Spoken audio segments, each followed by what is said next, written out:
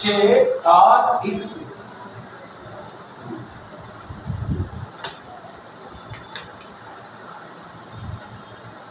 ఇప్పుడు జీవనాధార వేతన సిద్ధాంతాన్ని రికార్డు ప్రతిపాదించాడు.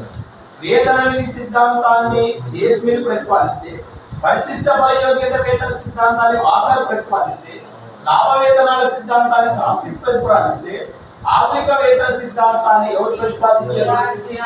JRX. ఇంకొక ఆర్థికవేత్త కూడా ప్రపోజ్ చేశారు. ఆయన పేరు ఏంటి?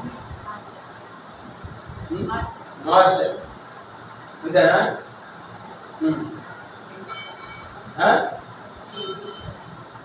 JB Clark, John Baptist Clark, JB Clark and JRX వీళ్ళిద్దరూ ఆధునిక వేతన సిద్ధాంతాన్ని ప్రతిపాదించారు. మరి ఈ ఆధునిక వేతన సిద్ధాంతం ఏం చెప్తుందంటే, ఇక్కడ శ్రామికుని యొక్క వేతనం, శ్రామిక సప్లై,